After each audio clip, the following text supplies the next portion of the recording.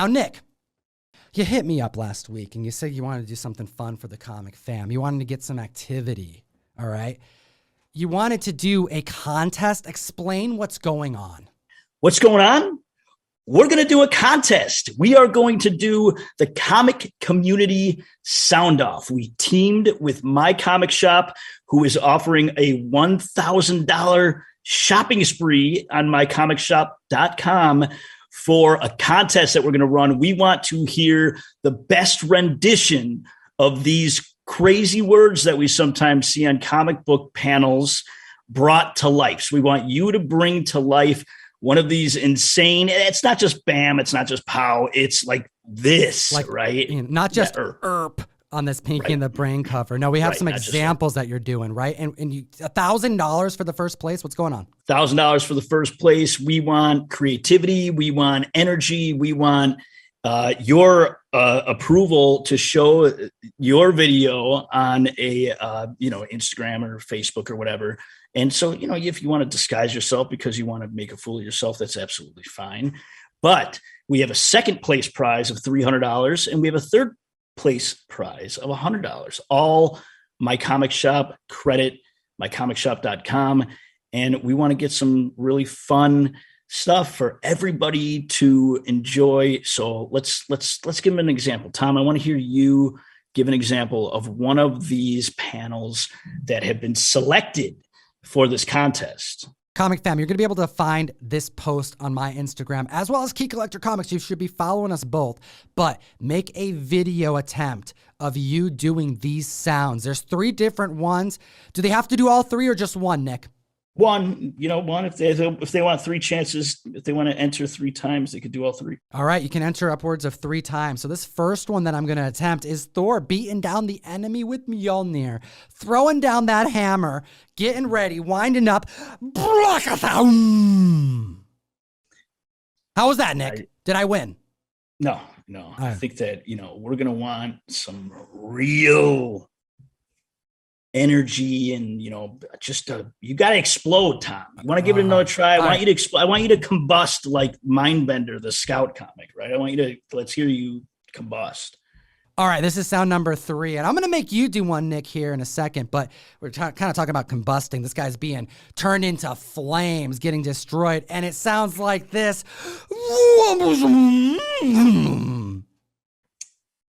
Pretty close? All right, Nick doesn't really care for how I'm doing it, comic fam. Let me know in the comments section how I'm doing. Okay, Nick, I want you to attempt sound 1. This is the Godzilla call. Let's see how he does. I would have liked to have some time to practice this, but here goes.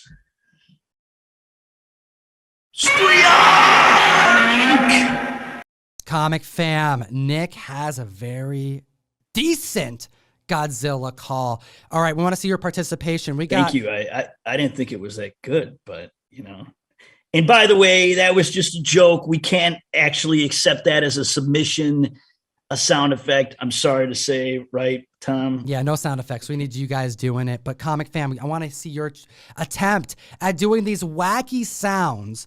It'll enter you to win upwards of $1,400 on mycomicshop.com. And you know what? I've bought comic books from them. They're pretty awesome. And whenever I'm searching for assets, showing pictures of comic books online, I always have to check if My Comic Shop is on the damn right of it because they upload so many comics and their trademark is on so many images on the internet. They've saturated the pictures of comics on the internet because they're doing so much for the comic fam. All right. MyComicShop.com they have an insane inventory. It's super easy to use their site. It's like ridiculously easy. And there's a lot of comics that go out from them. Okay, Nick, we've talked about a lot today. We've gotten into the market. We've gotten into the change up of some creators who write horror comic books, We've gotten into eBay changes and Walmart stuff, but you're the man behind Key Collector Comics.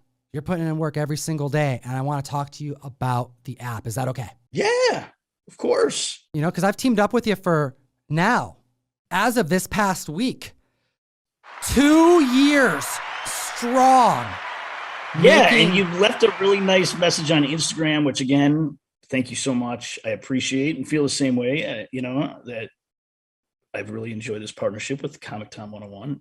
I can't imagine doing this without Comic Tom by my side. Yo, dude, I appreciate you, man. But you know, It's true. This last 2 years have been so much fun because I've gotten better at comics because of not just the app, but because of you, the person behind it, you know, making categories, keeping the community updated on a daily basis, deciding what is worthy of a notification, what's worthy of an alert, you know, what communication should happen, and deciding what shouldn't happen, you know, is a lot of stress, I imagine, that goes into making sure that you deliver the most quality to the community, because I know you care. That's why I work with you, man. And that's why you're on the show today.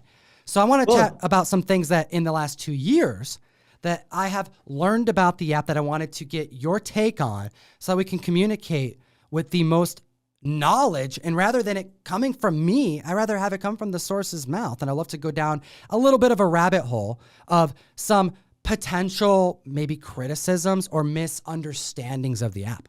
Yeah, let's talk about it, Tom. All right. So one thing that I find myself talking about a bunch, especially on Instagram, is pricing, key collector pricing. And I am constantly responding to it. And I've never really brought it up on the mic because I never thought it, you know, there'd be a need to do it, because we talk about like average sales for the trending videos, and then we bring up the high sales. So it kind of covers our basis when we're actually doing coverage. However, I wanted to get into this with you because I think there's a misunderstanding about Key Collector and whether or not it's a price guide or it's something else. And I'm imagining that the term we should be using is price guidance. Right. I mean, we're not the Key Collector is an acquisition resource. That's what I set out to do when we created it. And so the pricing, because people say, oh, this is too low. Well, you know, we pulled back about 10 or 15% on the values because we're not trying to take your collection and appraise it. That's not the purpose. It's an acquisition resource. We're giving a suggested purchase price for people that are, you know, at a convention or looking on eBay or whatever.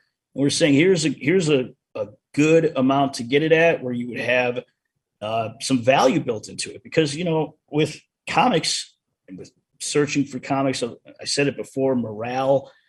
When you feel good about a purchase, when you feel good about something that you pick up, that makes you enjoy the hobby a lot more. So the values are designed to give you a target of how much you it's just a suggestion, but what to attempt to add that to your collection at that certain value. So no, it's not a price guide.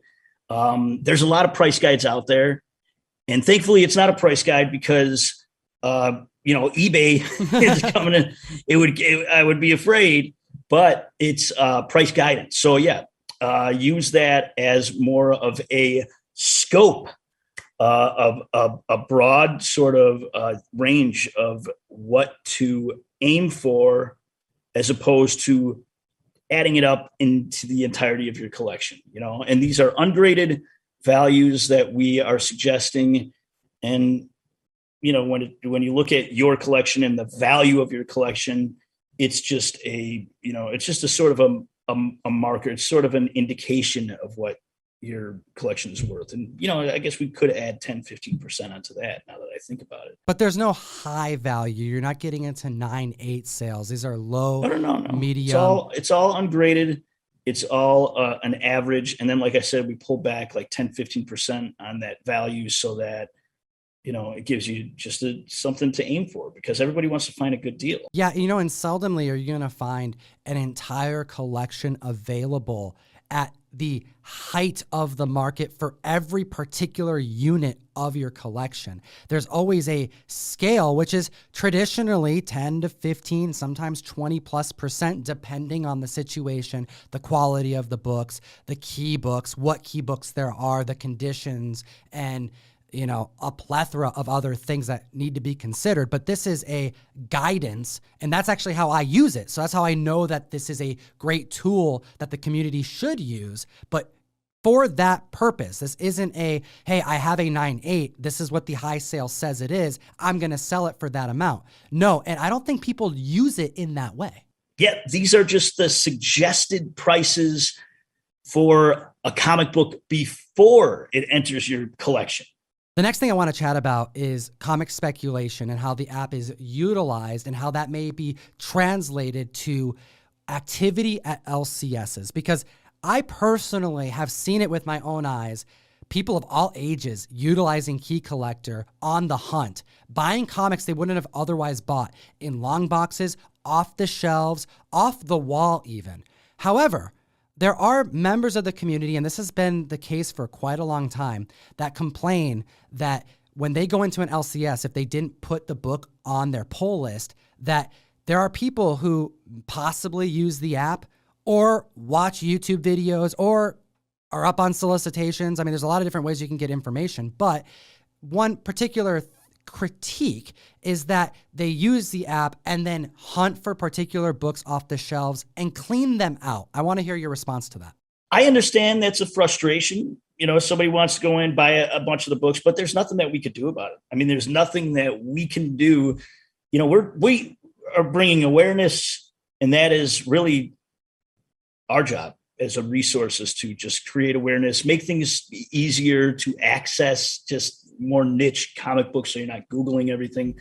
But comic shops, they have the ability, hey, one per store, get your hands off those other books. You know, customers can go in, create a pull box, basically reserve the books that they want to buy on a weekly or monthly basis. And that's something that we offer in the Future Keys section, which, you know, we read the solicitations that come out 3 months in advance, and we have, you know, the interesting or the possible key books in Future Keys so that you can go through and you can look at, I think, November or October right now and say, okay, here's some books that I think are interesting that maybe I don't have on my list of books to be pulled, but I want that one. So I'm going to let the shop know that that's something that I want, so that there's, you know, we're actually trying to prevent that type of scenario where there's not enough books to go around.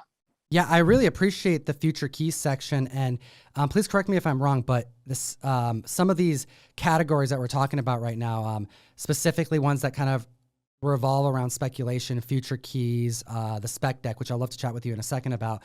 These are services that are not free to everybody. This is a service that comes from the membership of KeyCollector, which is super affordable, but something that you have to opt into, correct? The Future Keys is part of the subscription service. It's $1.99 to subscribe monthly, or $19.99 for the year. But yeah, there are some categories that are subscription based, because if we are talking about this as an investment, comic books, which, by the way, there's a lot of overlap. There's readers, there's people that read comics that also invest in comics. Comic books are expensive.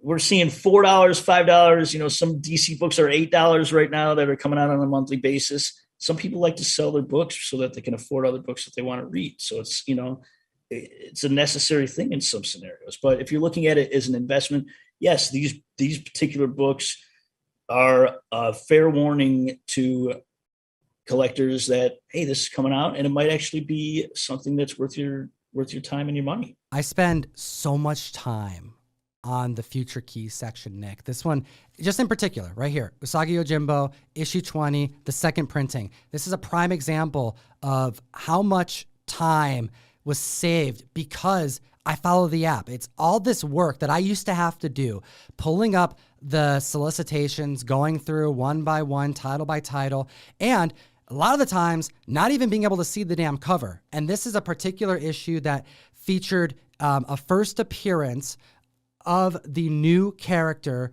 Ikishi Yayamoto. And then we also have an homage to Usagi Yojimbo issue number 1 on a second print. And this book spiked. Now, I only bought one copy because I wanted to read it and I wanted to own it. Like, this isn't something that I was looking to flip. And we actually ended up doing a giveaway with it when I saw that it performed well in the marketplace. But this is a prime example of something that a lot of people missed, and it spiked because of that reason. But the app was there for me to get ahead of the curve. And that's something that everyone has access to if you are a member of the app. But this is, again, one category of how many exist, Nick? We have almost 1,000 categories, which, by the way, you could search under if you hit the little magnifying glass, and you click on category, you could search almost 1,000 categories because we got a ton of them. But only I think maybe 15 to 18 are subscriber categories. So the next thing I want to chat with you about is something that I hear a lot of people chat about, even like comparing our channel to it, which we are not. We're not a speculation channel. I hear a lot of people call Key Collector a speculation app. Now, yes, there is a category called the spec deck, and I'd love to hear your thoughts about that. But what's your response to members calling Key Collector a speculation app? I mean, we have almost 30,000 comic books in Key Collector. Right? And the way that I look at it is this is a condensed, more concise resource that doesn't have every single comic book.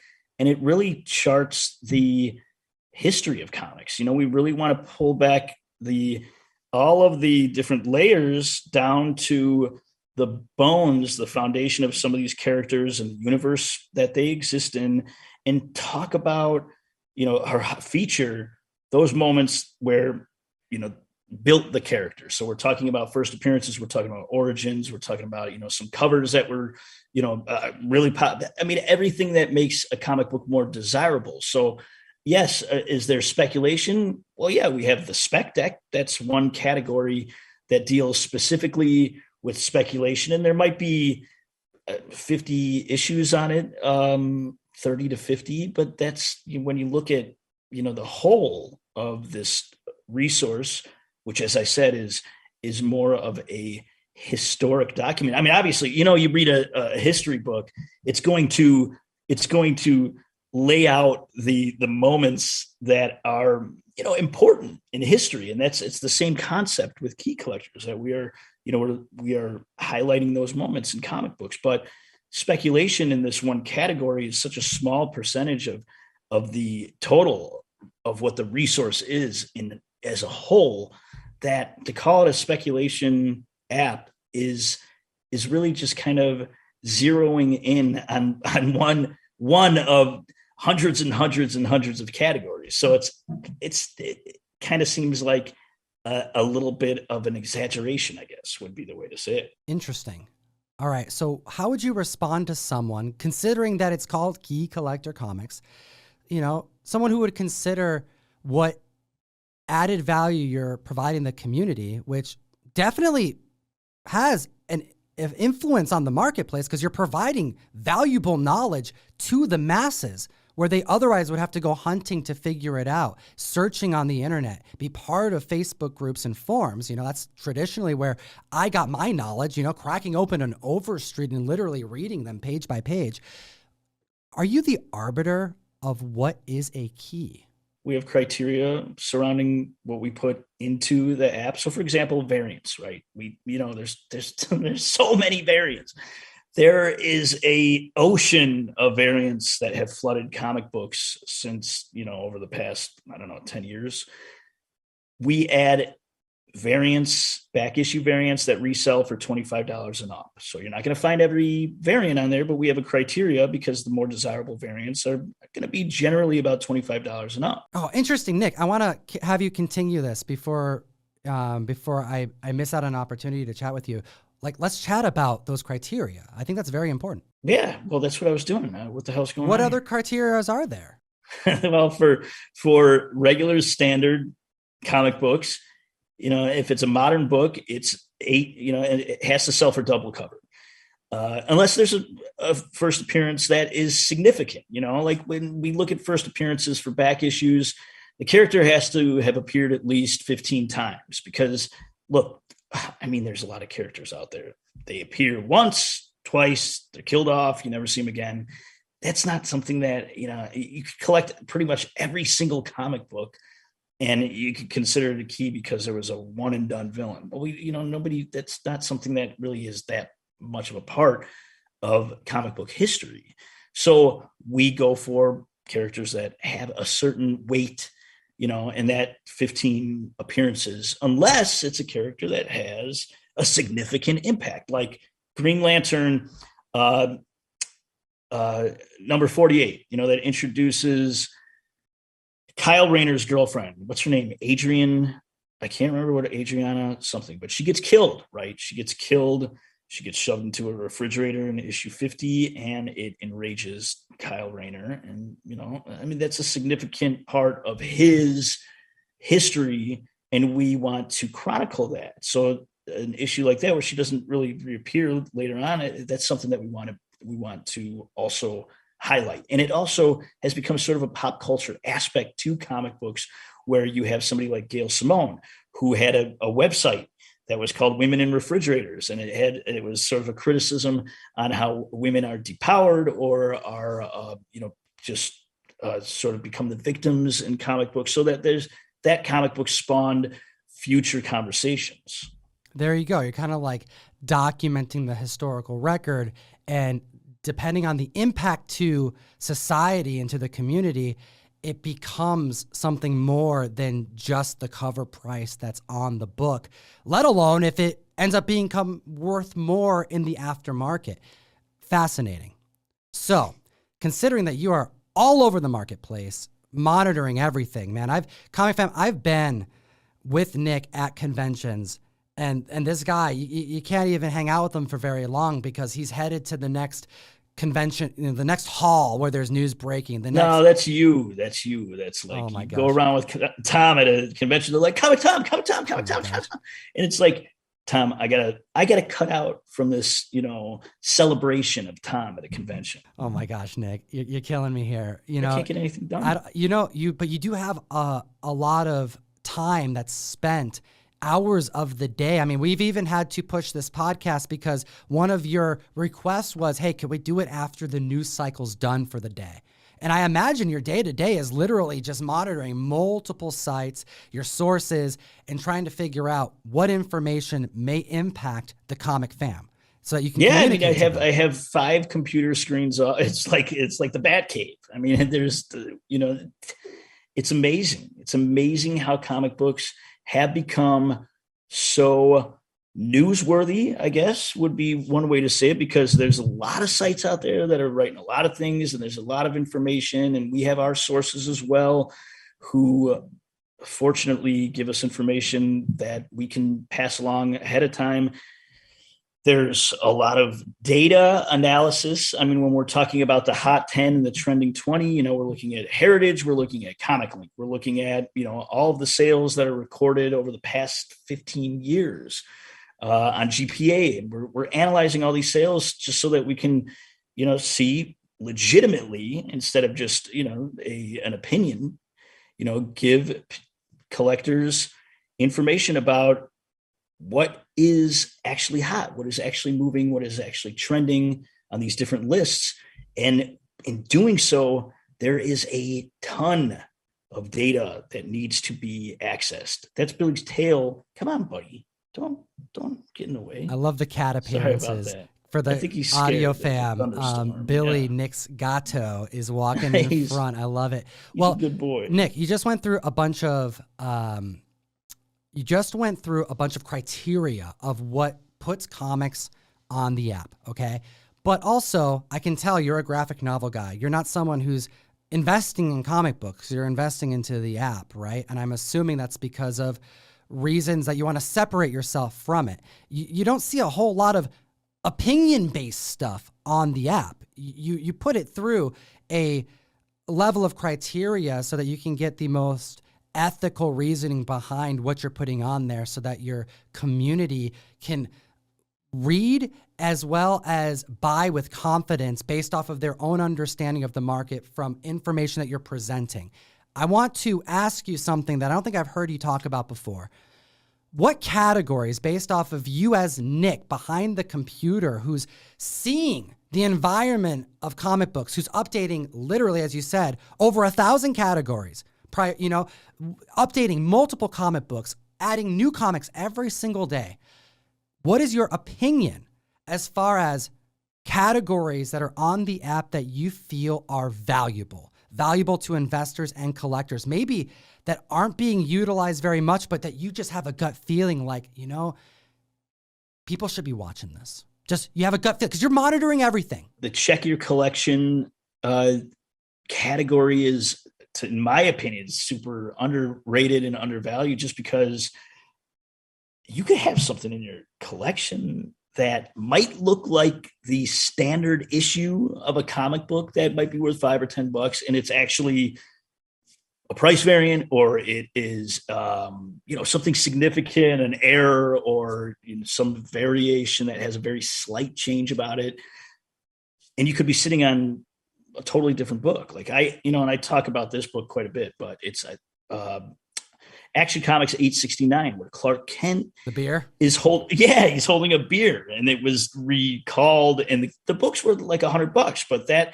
but the standard version, or the reissued version, is like $1 book, and a lot of times it gets looked over, and that could bring me to my next category that I think is phenomenal, because there's probably 1,000 issues in it that make up the dollar bin diving section, and that category has a lot of overlooked modern books that aren't number one, that are less recognizable, that fall within the middle of a run, and it's just like a cheat sheet. It's like a cheat sheet for you whenever you go to a store or convention or this or that, where you don't have to look at everything. You can look at the dollar bin diving section, which, if you want to look at it, you can look at it by series. There's a little button on top that lets you switch over to series. And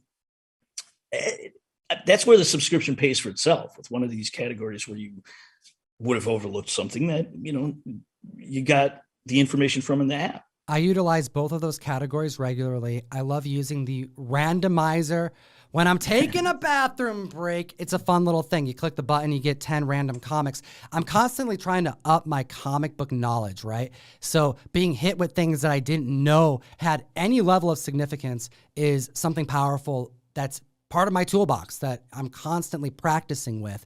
I also would recommend the option indie section. Like, I actually am on these categories quite a bit because there's so much happening, and you have done a immense job of going through and trying to keep up with so much news and updates that you have to literally be following newsletters, as we mentioned in this very podcast, from James Tynion IV, or publishers, doing little hints, announcing things and saying, hey, there may be something, the rumblings over here. You got to translate that somehow, and this is the way to do it. So I encourage the community to do so. And I'll also say this, Nick, in the last 3 years that we've been doing the show, I've had a lot of opportunities and businesses that have wanted to team up with us, whether it's a Kickstarter that someone wanted to pay me to talk about, which, by the way, I don't do, so don't ask. If you have a Kickstarter, email me. I'll check it out. And if I want to talk about it, I'll talk about it. I do it all the time. Or an independent comic book that you want me to chat about and you want to pay me for it. Guess what? I'm going to say no. Give me the comic book, send me a PDF. If I like it, maybe I'll talk about it on the mic. That's how I roll, because I take my opinion is something that I don't want to be affected by a dollar amount in any way. I've said no to so many sponsors. We have no sponsors on the show, Comic Fam. You guys support us by watching the show on YouTube. You support us by getting the mystery mail call. You support us by the merch that we put out, repping, the Comic Tom shirts and stuff like that. Key Collector is an affiliate. You can use code Tom101 to unlock a free 2-week subscription of the app. And this is something that happened after working with Key Collector for months. And this was something, Nick, that you set up for me because you felt like it was the right thing to do. But regardless of me being an affiliate, I utilize this every single day. And that's why since the beginning, since before I even met you, I've told the community that this is an app you need to download, you need to utilize it, because it's going to make you a better comic collector. Thank you, Tom. Thank you very much. And yeah, the code, is it Comictom101? I always forget what Tom101. it is. Tom101? That's right. Tom101. So if you have a hard time finding the promo code box, because I know on Apple it's a little more difficult, you could go to the website, KeyCollectorComics, and when you go in, you sign in or you sign up, you could use the promo code. I know a lot of people have had a hard time finding it on Apple, but it's easier on the website to sign up, and then you could sign into your account on the app, and then you'll have access to it. So you could use the website and the app interchangeably. Comic Fam, I appreciate your time today, Nick. It's been awesome. We went 2 hours long Oh my chatting about God. I comics. can't believe it's you. I didn't know you had a live audience that whole time too. That's Now right. I feel stupid. Comic news, man, the hot books, the app, the rapidly moving market. It's been a fun time. I appreciate it, Nick. Where can they find you? Thank you for inviting me on. And thank you everybody for paying attention. I don't know if you're still here, but you could download Key Collector Comics in the App Store or on Google Play or KeyCollectorComics.com. And if you have any suggestions, you could reach out to me. Nick@KeyCollectorComics.com is my email. And again, thank you, everybody. Thank you for your support. It's the fact that we're able to have this conversation is because of you. And it's really, I can't thank you enough.